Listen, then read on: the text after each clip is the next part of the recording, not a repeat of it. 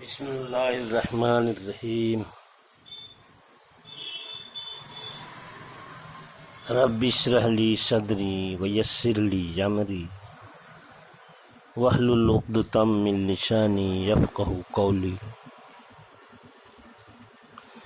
بزرگوں اور دوستوں، آج ہمارے گفتگو کا عنوان مومن اور غیر مومن میں کیا فرق ہے، اسی کے تعلق سے میں چند باتیں آپ کے سامنے رکھنا چاہتا ہوں۔ امید ہے کہ باتیں ہماری زندگی کو سنوارنے میں، بنانے میں فائدہ مند ہو، کارآمد ہو۔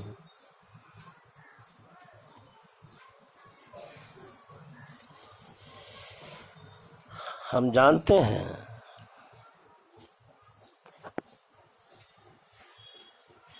اور ہمارے مشاہدے میں یہ بات بار بار آتی ہے، جیسے گائے ایک زندہ کارخانہ ہے جس میں گھاس داخل ہوتی ہے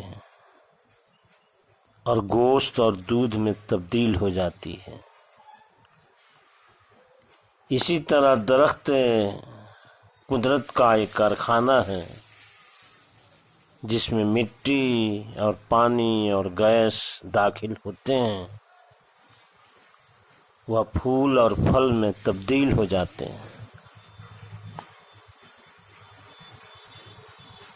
یہ عمل درخت اور جانوروں میں مسلسل ہوتا رہتا ہے۔ یہی عمل انسان سے بھی اس کے خالق کو مطلوب ہے۔ فرق یہ ہے کہ کائنات کی دوسری چیزوں میں تبدیلی کا عمل قانون قدرت کے تحت مجبورانہ طور پر انجام پاتا ہے، اور انسان میں تبدیلی کا یہ عمل خود انسان کے اپنے ارادے کے تحت اختیارانہ طور پر انجام دیا جاتا ہے۔ دوسری چیزوں میں تبدیلی مادی اعتبار سے ہو رہی ہے، یعنی بھوتک طریقے سے، اور انسان کے اندر خدائی یعنی ایشوریہ جو ویوستھا ہے اس کے اعتبار سے ہو رہی ہے۔ انسان سے اس کے پیدا کرنے والوں کو یہ مطلوب ہے کہ وہ خارجی دنیا کے یعنی باہری دنیا کے مشاہدات، تجربات کو دلائل خداوندی میں تبدیل کرے۔ جو چیز اس کے اندر صرف بطور معلومات داخل ہوئی تھی، اس کو اپنے ذہن میں معرفت، دوسری صورت میں کہا جائے تو ادھیاتم کی صورت دے سکے۔ اس کو جب دنیا میں کامیابی حاصل ہو تو اس کو وہ تمام تر خدا کے کھانے میں، یعنی یہ چیز ایشور کی طرف سے ہے، ایشور کی کرپا سے ڈال دے۔ اس کو جب کوئی ناکامی ہو تو اس کے ذریعے وہ عجز انسانی یعنی انسانی کمزوری کی حقیقت کو دریافت کرے، معلومات کرے۔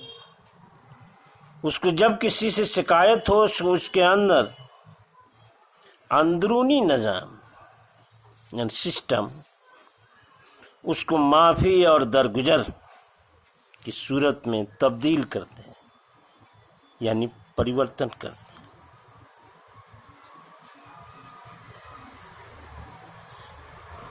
جیسے ہم دیکھتے ہیں کہ جو زمین اپنی مٹی کو درخت میں کی صورت میں تبدیل کرے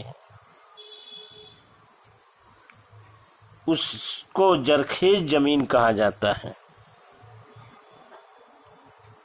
اور جو زمین اپنی مٹی کو درخت کی صورت میں تبدیل یعنی پریورتت نہ کر سکے وہ بنجر زمین کہی جاتی ہے۔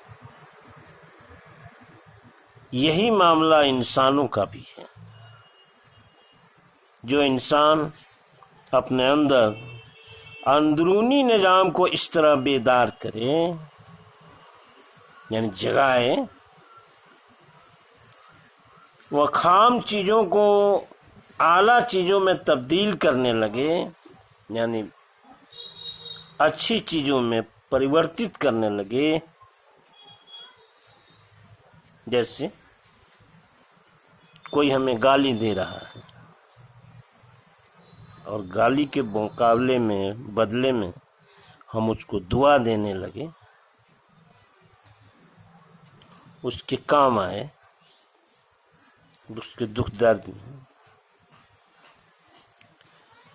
اور جس انسان کا اندرونی کارخانہ ایسے کام کرنے میں ناکام رہے یعنی گالی کے بدلے میں گالی دے، کسی کے ذریعے کیے گئے برے کام کے بدلے میں اس کے ساتھ برا سوچنے لگے، برا کرنے لگے،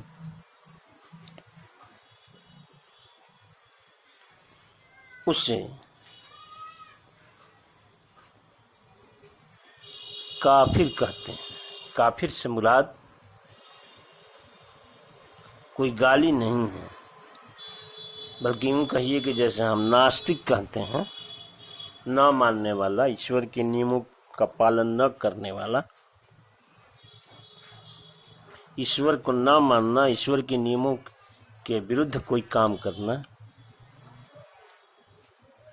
اسے عربی زبان میں کافر کہا جاتا ہے۔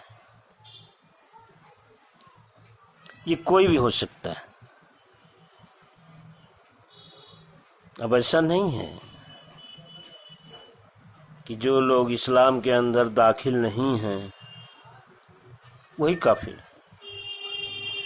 اسلام کے اندر داخل رہتے ہوئے بھی جو اسلام کے جو تقاضے ہیں اس قانون کی پابندی نہیں کرتے ہیں، تو جتنا نہیں کرتے ہیں اتنے کے وہ کافر ہیں۔ 4 آنا، 8 آنا، 12 آنا، یعنی کچھ چیزوں کو تو مانتے ہیں، زبان سے اقرار کرتے ہیں، اور کچھ چیزوں کو نہیں مانتے اور دلی طور پر اس سے آمادہ بھی نہیں ہے، مطمئن بھی نہیں ہے، ویسے لوگوں کو بھی کافر کہا جاتا ہے۔ زرخیز زمین اور بنجر زمین میں جو فرق ہے وہی فرق مومن اور غیر مومن کے درمیان پایا جاتا ہے۔ زرخیز یعنی اپجاؤ زمین کے حصے میں سادابی آتی ہے، ہریالی آتی ہے، اور بنجر زمین صرف اجاڑ پڑی رہتی ہے، یعنی بنجر ہوتی ہے، سوکھا رہتا ہے۔ اسی طرح مومن انسان کے لیے خدا کے ہاں ہمیشہ کی جنت ہے، اور غیر مومن انسان کے لیے خدا کے ہاں ہمیشہ کی جہنم۔ اب ہمیں سوچنا ہے کہ ہم اسے خدا کی اس زمین پر زرخیز زمین بننا چاہتے ہیں یا بنجر زمین۔ یاد رکھیں اس دنیا میں بھی زرخیز زمین ہی قیمتی سمجھی جاتی ہے، اور بنجر زمین اس کے مقابلے میں اس کی قیمت بہت کم ہوتی ہے۔ اللہ تعالیٰ سے دعا ہے کہ اللہ تعالیٰ ہمارے وجود سے دنیا میں شادابی پھیلائے، دنیا میں امن سکون پیدا کرے، اور ہمارے اندر وہ سب صفات جو برائی کی جڑ ہو سکتی ہے،